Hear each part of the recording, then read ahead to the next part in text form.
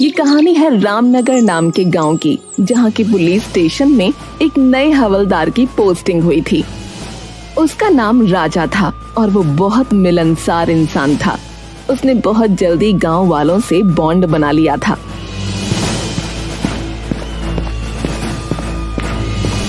अरे मुखिया जी प्रणाम, क्या हाल चाल है आपका? अरे बस सब बढ़िया हवलदार जी, भोलेनाथ की कृपा है। वैसे भी सावन के महीने में हम थोड़े ज्यादा ही प्रसन्न रहते हैं। अरे ये बात तो सही कही आपने, सावन का महीना सबसे अलग होता है। चारों तरफ हरियाली और भोलेनाथ की भक्ति, ऐसे में जो दिन कटते हैं उसका कोई जोड़ ही नहीं है। बिल्कुल सही कहा हवलदार साहब। अरे मेरा नाम राजा है मुखिया जी, आप हवलदार क्यों कहते रहते हैं हमेशा? अरे तो मेरा नाम भी रामलाल है, लेकिन आप भी तो हमें मुखिया मुखिया कहते रहते हैं कि नहीं?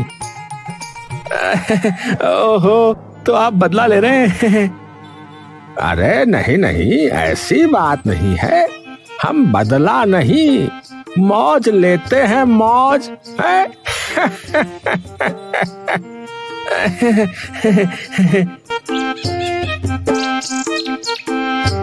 राजा हवलदार हंसते हुए वहां से चौकी की तरफ चला गया। रामनगर के सभी बाशिंदों के बीच में ऐसे ही तालमेल बैठा हुआ था। वो गांव एक परिवार के जैसा था। सीमा खाना दे दो, फिर मैं खेत पर जाऊं। हाँ ये लीजिए, आपने कहा और खाना तैयार है। हाँ, तुम ना होती तो मेरा क्या होता। मैं खिला देती। अरे शांति चाची, आओ आओ, कैसी हो? मैं तो अच्छी हूँ, बस तुमसे बात करने आई हूँ। ये पवन खेत पर चला जाए फिर बात करूंगी। है? क्यों? मेरे सामने क्यों नहीं कर सकती? तुझे औरतों की बातों में क्यों घुसना है? चल भाग यहाँ से। तीनों हंस पड़े और पवन खेत पर चला गया। शांति चाची ने जैसे ही सीमा को अकेला पाया, वो अपनी बातों की पोटली खोलकर बैठ गईं। पहले तो हल्की फुल्की गपशप, मोहल्ले की बहुओं की बातें, और फिर धीरे धीरे असली मुद्दे की तरफ वो बढ़ी। सीमा बेटा, तेरे से एक बात करनी थी। वैसे तो बड़ी बात नहीं है, पर मन में खटक रही है 2 दिन से। अरे चाची, आप तो डराने लगी, बोलिए ना क्या बात है। हमारे घर से चांदी का लोटा गायब हो गया है। मेरी अम्मा का दिया हुआ था, बहुत प्यारा था मुझे। चांदी का लोटा? अरे आपने शायद किसी को दे दिया होगा इस्तेमाल के लिए। चांदी का लोटा भला किसी को क्यों दूंगी? हाँ, ये बात भी सही है। कहीं रखकर भूल तो नहीं गई आप? सीमा ने पूरा घर छान मारा, रसोई, ओसारा, पिछवाड़ा, लेकिन चांदी का लोटा कहीं नहीं मिला। एक गहरी चिंता की रेखा उसके माथे पर खिंच गई। चाची, कहीं कोई उठा तो नहीं ले गया?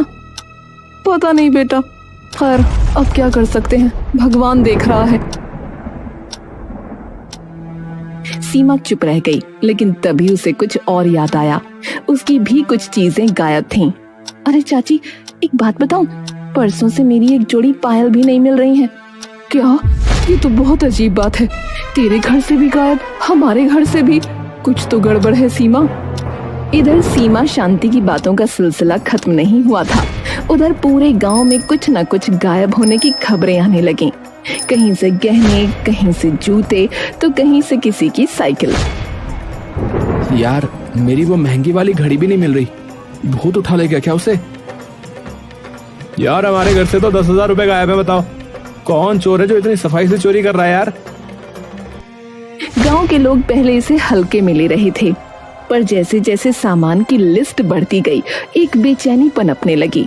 फिर अगली सुबह, पवन, मेरी अंगूठी, मेरी सगाई की अंगूठी कल रात अलमारी में रखी थी, अब नहीं है।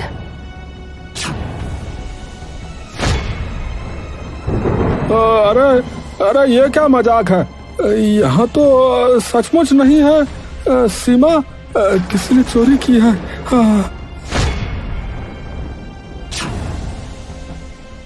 शोर मच गया, गांव के लोग जमा हो गए। सभी के चेहरों पर डर और चिंता साफ झलक रही थी। इतने शांत गांव में ऐसी घटनाएं, ये तो अपशकुन जैसा लगने लगा।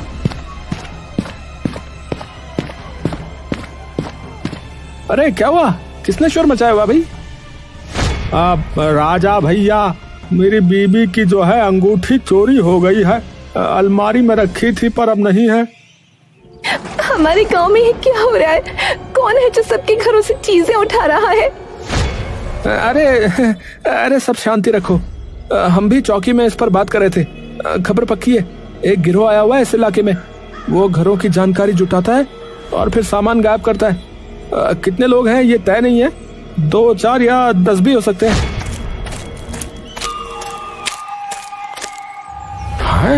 अरे हमारे गांव में तो कभी ताला भी नहीं लगता था दरवाजों पर, अब तो दिन में भी डर लगने लगा है भाई। अब से सब सतर्क रहें और जो भी बाहर का आदमी दिखे उसकी खबर मुझे दो। और हाँ, मैं आपकी अंगूठी की तलाशी में लग रहा हूँ। गांव में सनसनी फैल गई। जिस गांव में पहले गली की बकरी भी गुम हो जाती थी तो ढोल बज जाता था, अब वहां चोरी की घटनाएं आम हो रही थीं। फिर अगले दिन अरे किसने तो मेरी बाइक ही गायब कर दी। रात में बरामदे में खड़ी थी, सुबह देखा तो नहीं है। क्या क्या हाँ, क्या कह रहा है भैया? हाँ, क्या करो भैया? अरे भैया, अब तो हद हो गई है, ये तो बड़ा मामला हो गया। हाँ भैया, सही कह रहे, हद हो गई ये तो। हाँ भैया, सही कह रहे। ये कोई साधारण चोर नहीं हो सकता, कोई है जो हमारे बीच ही रह रहा है। जब पूरा रामनगर चोरी की घटनाओं से परेशान था, उसी समय शाम के समय एक चमचमाती कार गांव के बाहर की टूटी सड़क पर अटक गई। ड्राइविंग सीट से उतरा एक सफेद कमीज और काले चश्मे वाला व्यक्ति, बाल थोड़े बिखरे हुए, चाल में शहरी रौब और चेहरे पर मासूम मुस्कान। हेलो, कोई है? गाड़ी बंद हो गई है, प्लीज कोई मदद करेगा? कुछ ही देर में गांव के मुखिया रामलाल वहां पहुंचे। अरे कौन हो बेटा, कहाँ से आए हो? नमस्ते, मेरा नाम सूरज है। शहर से आ रहा था कि अचानक गाड़ी बंद हो गई। रात होने वाली है। आप बुरा ना माने तो मैं क्या एक रात यहाँ रुक सकता हूँ? तो मुसाफिर हो, ठीक है, पर गांव में थोड़ा जो है हंगामा चल रहा है, ध्यान रखना है। आप चिंता ना करें, मैं एकदम शरीफ और सीधा इंसान हूँ, किसी को परेशानी नहीं होगी। मुखिया जी ने कुछ सोचते हुए सूरज को अपने घर में एक कमरा दे दिया, लेकिन उधर से गुजरते राजा हवलदार की नजर सूरज पर पड़ गई। वो मुखिया के पास गया और बोला, मुखिया जी, ये कौन है? अरे है कोई मुसाफिर, सूरज नाम बता रहा है। कह रहा है कि गाड़ी खराब हो गई, एक रात के लिए रुकने को कहा है। सावधान रहिएगा। है, जब से चोरी शुरू हुई है तब से कोई नया आदमी गांव में नहीं आया था, अब आया है, इस पर नजर रखिएगा। हाँ समझ गया, अब ये मेरी नजर में है। सूरज मुखिया जी के घर में रुक गया, लेकिन अगली सुबह अपनी कार ठीक कराने की बजाय गांव में इत्मीनान से घूम रहा था। न हाथ में कोई औजार, न गाड़ी की फिक्र, जैसे वो गांव का सैलानी हो, न कि कोई राह भटका यात्री। अरे देखा, वो सूरज यार, ये वही मुसाफिर है जो मुखिया जी के यहाँ पर रुका हुआ है। ऐसे घूम रहा है जैसे नानी के घर आया हो। इसको कोई जल्दी नहीं है कार ठीक करवाने की, अजीब है। खबर आई कि बीती रात एक घर से मोबाइल चोरी हो गया। है? किसका मोबाइल गया? अरे मेरा, अरे चार्ज पर लगाया था, सोचा था कि रात को जो है चुनिया से बात करूंगा, लेकिन सुबह देखा तो गायब मिला भैया। अरे बेटा सूरज, तुम गांव में ऐसे मस्ती से क्यों घूम रहे हो भाई? तुम्हारी गाड़ी कब ठीक होगी? अरे मुखिया जी, पहली बार किसी गांव में आया हूं, थोड़ा एक्सप्लोर करना चाहता हूं। बहुत सुंदर गांव है आपका, शांति, हरियाली और हाँ, अपनापन भी। सुंदर तो है, पर तुम जो है अपनी गाड़ी पर ध्यान दो, वो ज्यादा जरूरी है। सूरज ने मुस्कुराते हुए सिर हिलाया, लेकिन गांव के लोगों की आंखों में अब संदेह गहरा होने लगा था। और फिर रात के समय चौपाल पर पता नहीं क्या हो रहा है यहाँ पर। चौकी में भी यही बात चल रही है, लेकिन कोई सबूत ही नहीं मिलता। बेटा जल्दी कुछ करो। किस बात की चर्चा हो रही है? आप लोग इतने तनाव में क्यों हैं? अरे तुम्हें नहीं पता है, गांव में एक के बाद एक चोरी हो रही है, चप्पल से लेके मोबाइल तक, और अब तो अंगूठी और बाइक भी। ओहो, बहुत बुरा हुआ। तो फिर जल्दी ही मुझे यहां से निकल जाना चाहिए। मैं आज ही मैकेनिक ढूंढता हूं। पर उस दिन भी सूरज ने ना तो किसी मैकेनिक से बात की और ना ही खुद गाड़ी खोलने की कोशिश की। वो बस मुस्कुराता रहा, टहलता रहा। फिर उसी रात पवन को नींद नहीं आ रही थी, उसे कुछ बेचैनी सी हो रही थी। तभी उसने देखा कि कोई एक परछाई गलियों में घूम रही है। अरे ये कौन है? इतनी रात गए। पवन ने चप्पलें पहनी और चुपचाप उसका पीछा किया। परछाई ने मोड़ लिया। पवन ने आंखें गड़ा दी। सूरज? वो सूरज ही था, मुसाफिर जो अब गांव की गलियों में रातों में भटकता रहता था। पवन ने कुछ नहीं कहा, बस वापस लौट आया। और सुबह होते ही राजा से मिलने पहुंचा। राजा भैया, मैंने जो है सूरज को रात में गलियों में घूमते हुए देखा। हाँ, जरूर कोई गड़बड़ है। हाँ।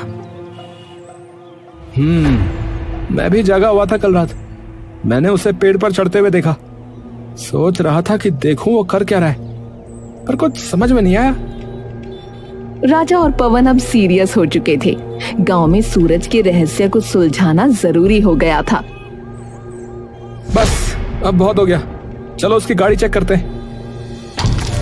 गांव के लोग सूरज की गाड़ी की ओर बढ़े, पर जब दरवाजा खोलने की कोशिश की तो वो लॉक थी।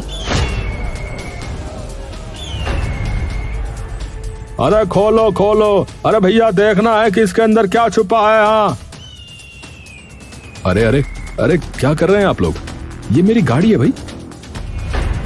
देखो भाई, तुम्हारी गाड़ी 2 दिन से यहाँ पर खड़ी है, ना मैकेनिक को बुलाया तुमने, ना ही कुछ किया इस पे। अब बताओ तुम कब जा रहे हो?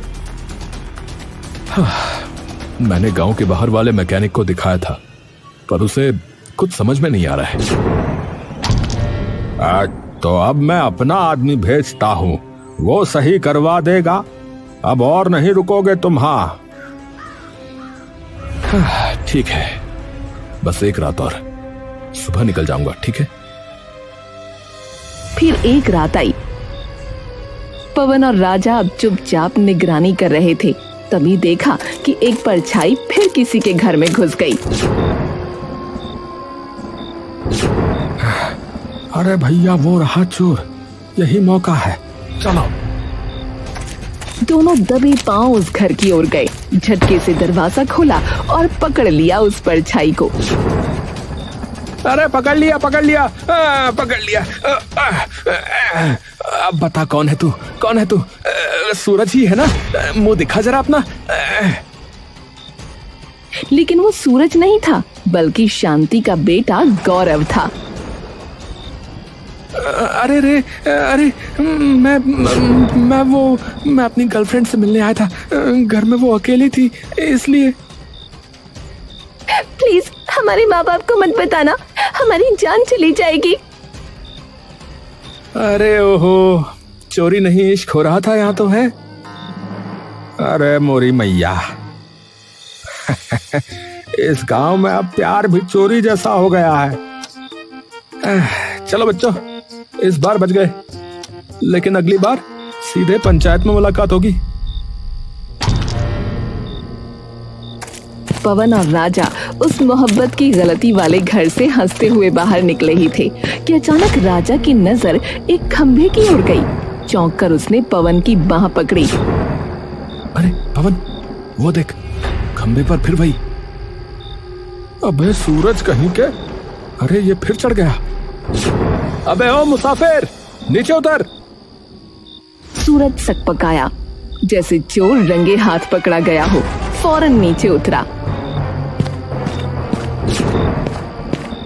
अबे कभी पेड़ पे कभी खंबे पे, हैं?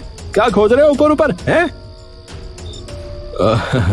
अरे कुछ नहीं, वो क्या है ना कि नींद नहीं आती तो बस ऐसे ही टहलता रहता हूँ, और थोड़ी ऊंचाई से गांव को देखना बड़ा अच्छा लगता है मुझे।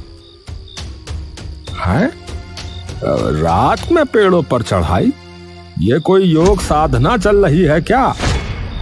बस बहुत हो गया, चलो मुखिया जी के पास चलो। दोनों से लेकर मुखिया के पास पहुंचे। मुखिया जी, ये जो आपके यहाँ रुका है, आपको पता भी नहीं चलता कि ये कब घर से गायब हो जाता है। अभी खंबे पे था, कल पेड़ पे था। अब जो है इसे घर में बंद करके रखिए। हाँ, जब तक इसकी गाड़ी ठीक ना हो जाए ये बाहर नहीं निकलेगा। ठीक है, जब तक गाड़ी सही नहीं होती ये मेरे घर में ही रहेगा। राजा और पवन जाने को ही थे कि राजा एकदम से रुक गया। रुको, मुझे अब इस मुसाफिर पर एक कौड़ी का भी भरोसा नहीं रहा, और मुझे लगता है कि इसकी गाड़ी भी एकदम सही है। चलो देख लेते हैं। सूरज के चेहरे पर हल्की घबराहट थी। राजा और पवन उसके साथ गाड़ी के पास पहुंचे। सुबह लगभग हो चुकी थी। हाँ भाई, चाबी निकालो और चलाओ इसे। पर मैंने बताया था ना कि अरे भाई चलाओ इसे। राजा ने चाबी घुमाई और इंजन एक झटके में स्टार्ट हो गया। देखा, अरे हम नहीं कह रहे थे, इसकी गाड़ी एकदम सही है। अब पुलिस आएगी और तेरा तमाशा यहीं खत्म होगा। अरे रुको रुको भाई, सिर्फ इतना ही काफी नहीं है इसे चोर साबित करने के लिए। मैं कहता हूँ कि एक दिन और रुक के देखना चाहिए। अगर ये चोर नहीं निकला तो हमारा गांव बदनाम हो जाएगा। मैं चोर हूं ही नहीं, चाहो तो मेरी तलाशी ले लो भाई। अरे तो चुप रह। और मुखिया जी, ये आदमी यहाँ झूठ बोल रहा है। गाड़ी ठीक है फिर भी ठहरा हुआ है, ये चोरी से कम नहीं है। तभी भीड़ जमा हो गई। गांव वाले आ गए। सबकी आंखों में सवाल थे। तभी सूरज ने एक अजब बात कही। वैसे इतनी चोरियां हुई, लेकिन राजा जी के यहाँ कभी कुछ चोरी नहीं हुआ, ऐसा कैसे? अरे हाँ, ये तो अजीब बात है। इसका मतलब? इसका कोई मतलब नहीं है। चोर को अभी मौका नहीं मिला मेरे घर का, और फिर मैं हवलदार हूँ। चोर डर रहा होगा। चोर किसी से नहीं डरते। अरे चुप रहो, एक हवलदार पर इल्जाम लगाते हो। अब देखो मैं क्या करता हूँ। राजा ने सूरज के हाथ में हथकड़ी डाल दी।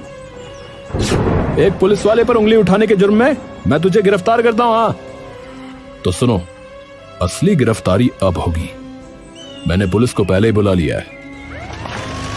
सायरन की आवाज आई। पुलिस जीप गांव में घुसी। गांव वाले चौंक गए। सूरज ने जेब से मोबाइल निकाला और एक वीडियो चलाया, जिसमें साफ साफ राजा चोरी करते हुए नजर आ रहा था। अरे ये तो, पर गांव में सीसीटीवी कहाँ? वही तो, जहाँ सीसीटीवी नहीं होता वहीं लगाना पड़ता है। मैं जब पेड़ पर चढ़ा था और खंभे पर, तो वहां कैमरे फिट कर रहा था, समझा? भगवान, ये क्या कह रहा है? अरे मोरी मैया, ये क्या कह रहा है भैया? अरे दैया, जे का हो गया भैया? ये सुनकर राजा को गुस्सा आ गया और वो मुखिया से लड़ने लगा। ये खुराफाती मुसाफिर इतने दिन से आपके घर में है और आपको खबर ही नहीं हुई? देखो भाई, इस मुसाफिर को जो है मैंने ही बुलाया था, और बात दरअसल ये है कि ये क्राइम ब्रांच से एक अंडर कवर अफसर हैं। क्या कहा? अफसर? धोखा? अरे धोखा नहीं, चाल थी। धोखा तो तुमने दिया हमें, क्योंकि तुम कोई हवलदार नहीं, चोर हो। है? क्या कहा? क्या करा भैया मुखिया जी? ए भैया, मुखिया क्या कह रहा भैया? है भैया, क्या कह रहे? हाँ, असल में ऐसा था कि हमारे गांव की चौकी में हवलदार की पोस्टिंग होने वाली थी। इस चोर को ये पता चल गया और ये उसकी जगह आ गया, क्योंकि असली हवलदार को आने में कुछ दिन बाकी थे। हाँ, जब मुझे इस पर शक हुआ तो मैंने सबसे पहले इसका ही बायोडेटा निकाला। तब पता चला कि राजा नाम का तो कोई हवलदार आना ही नहीं था यहाँ पर। असली हवलदार ये हैं मिस्टर पांडे, जो आज ही आए हैं। नमस्ते जी, नमस्ते। राजा ने भागने की कोशिश की, लेकिन पुलिस ने उसे पकड़कर हथकड़ी लगा दी। माफ कर दो, मुझसे गलती हो गई। मेरे ऊपर बहुत कर्जा हो गया था, इसीलिए ये करना पड़ा। अरे गलती? अरे भैया, हमें लूट लिया और कह रहे हो गलती? अरे शर्म करो भैया, शर्म करो। अरे भैया, कौन सी गलती, कैसी गलती है, क्या कह रहे हो तुम? साले कूट देंगे बता रहे। तलाशी लो, राजा के घर की तलाशी लो। राजा के घर से चोरी का सारा सामान मिल गया। कुछ चीजें उसने बेच दी थीं, उसके लिए जुर्माना लगाया गया। सूरज ने हर एक पीड़ित को उनका सामान लौटाया। हम सब सूरज जी के आभारी हैं।